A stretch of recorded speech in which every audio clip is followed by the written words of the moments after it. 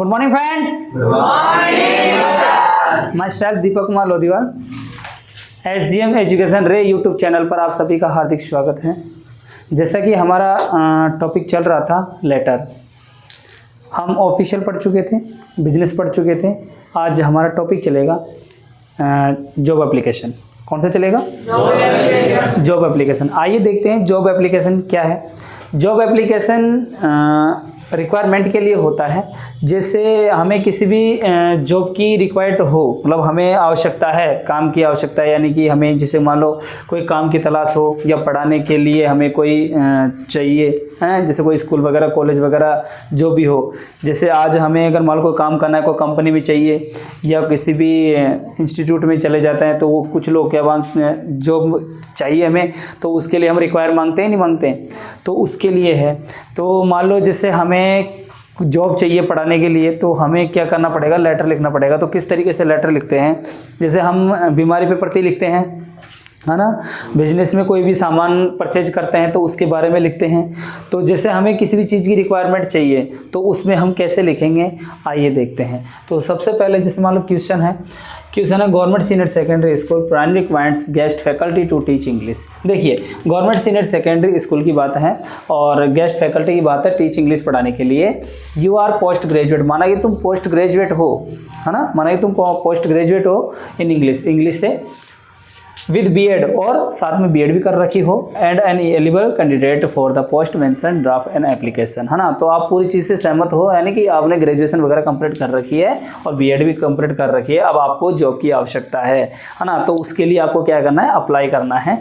तो किस तरीके से एप्लीकेशन अप्लाई करेंगे, तो जैसे मैंने आपको पॉइंट्स बताए थे, heading, self address and date, name of designation and institute, subject, salutation ना। तो इस तरीके से ही उसी पॉइंट के अनुसार चलना है हमें, है ना। तो देखिए कैसे लिखना है हमें। तो सबसे पहला आता है हेडिंग। हेडिंग होती है शीर्षक। अब शीर्षक क्या लिखना है हमें, एन एप्लीकेशन, या ऐसे लिख सकते हैं a job application to the principal. Clear.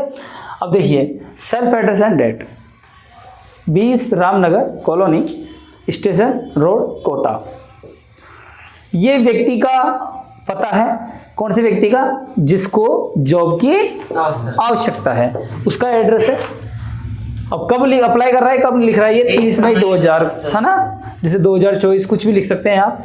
The principal, किसको? प्रिंसिपल को। कौन से स्कूल में पढ़ाना चाहते हैं वो? Subodh senior secondary school Bhilwara. Okay, जैसे मान लो ये एड्रेस दे दिए इसमें, है ना, इसको भेज रहे हैं ये। सब्जेक्ट, अब कारण क्या है, application for the post of English teacher, मतलब इंग्लिश टीचर के लिए। Sir this is with reference to your advertisement, एक विज्ञापन के प्रति, है ना। रेफरेंस होता है कॉन्टेक्ट में, है ना। जैसे मान लो कोई आपसे पूछ ले भाई किसके रेफरेंस से आए हो, मतलब किसके रिश्तेदार, मतलब जानकार से वगैरह होता है ना, तो इस तरीके से रेफरेंस। तो this with reference your advertisement, एक विज्ञापन के प्रति।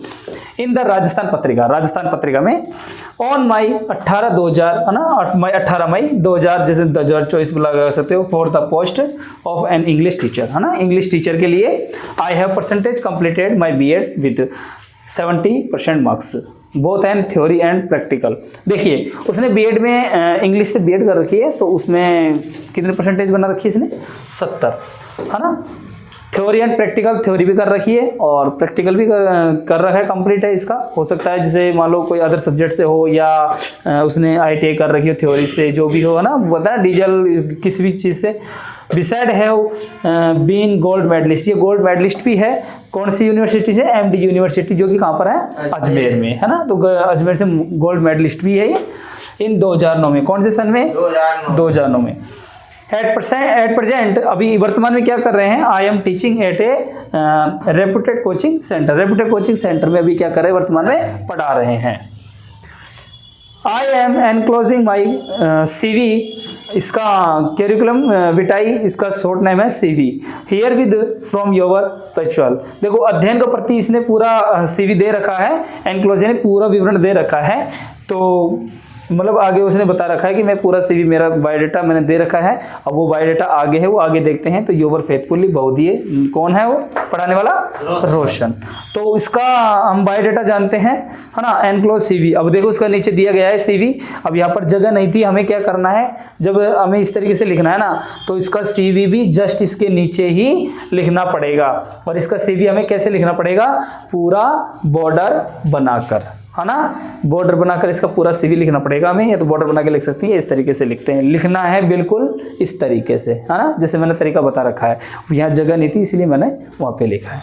अब देखिए सीवी में लिखना कुछ भी नहीं है। जैसे अगर टीचिंग कराने वाला होगा तो उसका पूरा बायोडाटा लिखना है। अब बायोडाटा क्या है इसमें? नेम, सबसे पहले उसका नाम लिखना है। कौन था? रोशन शर्मा। रोशन शर्मा का एड्रेस क्या था इसमें? हमने पहले स्टार्टिंग में लिखा रखा था यहाँ पे Ramnagar colony station road Kota. तो यहाँ पर भी सेम वही रहेगा, 20 Ramnagar colony station road Kota.